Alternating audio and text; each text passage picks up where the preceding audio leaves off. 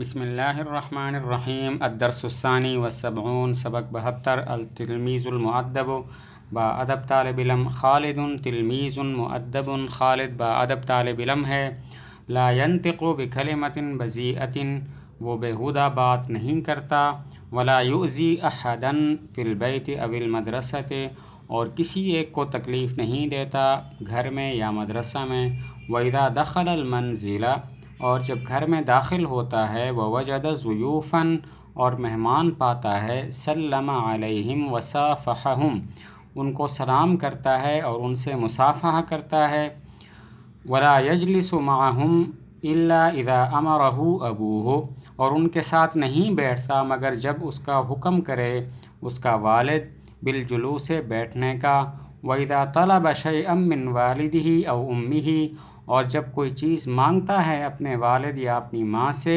تکلم بِأَدَبٍ وَإِحْتِرَامٍ تو بات کرتا ہے ادب اور احترام کے ساتھ وَإِذَا أَخَذَ شَيْئًا مِّنْ أَحَدٍ اور جب کوئی چیز لیتا ہے کسی ایک سے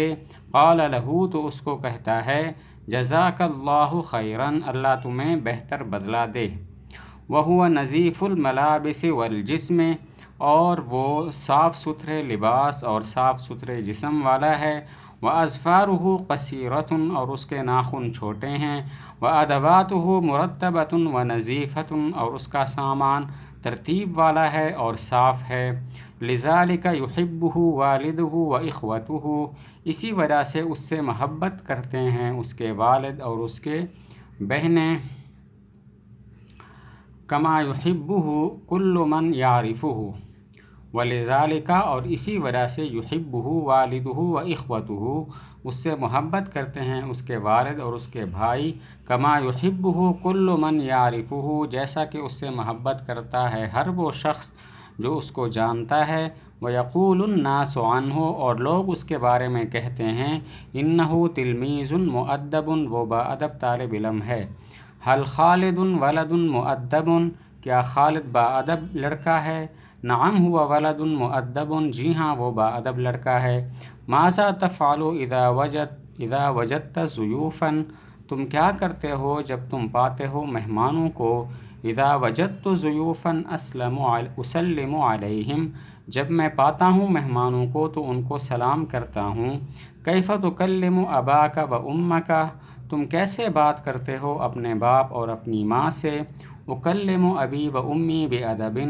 میں بات کرتا ہوں اپنے باپ اور اپنی ماں سے ادب کے ساتھ کیف ملابسک تمہارا لباس کیسا ہے تمہارے کپڑے کیسے ہیں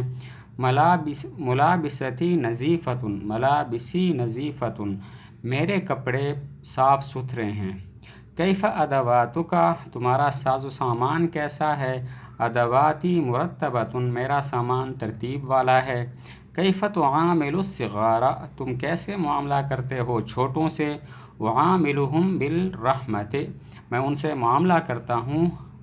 رحمت کے ساتھ رحم کرنے کے ساتھ وکیف تعامل الکبار اور کیسے تم معاملہ کرتے ہو بڑوں سے وعاملہم باحترام میں ان سے معاملہ کرتا ہوں احترام کے ساتھ آگے تمرین ہے اجعل بدل خالد فی الدرس الماضی زینب وقل زینب تلمیذۃ مؤدبۃ پچھلے سبق میں خالد کی جگہ زینب کو رکھو اور یہ کہو زینب تلمیذ مؤدبۃ تو پوری عبارت آپ اس طرح پڑھیں گے زینب تلمیذ مؤدبۃ لا تنطق بکلمۃ بذیئۃ ولا تؤذی احدا فی البیت او المدرسۃ وإذا دخلت المنزل ووجدت ضیفات سلمت علیہن وصافحتہن ولا تجلس معهن إلا إذا أمرتها أمها بالجلوس وإذا طلبت شيئا من والدها أو أمها تكلمت بأدب واحترام وإذا أخذت شيئا من أحد قالت لها جزاك الله خيرا وهي نظيفة الملابس والجسم وأظفارها قصيرة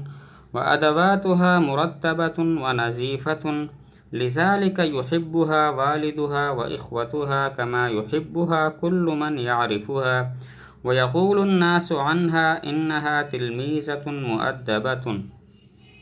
تو اس طرح عبارت کو مکمل کر دیں گے۔ آگے کچھ قاعدہ بیان کیا کہ عبارت کو بدلتے وقت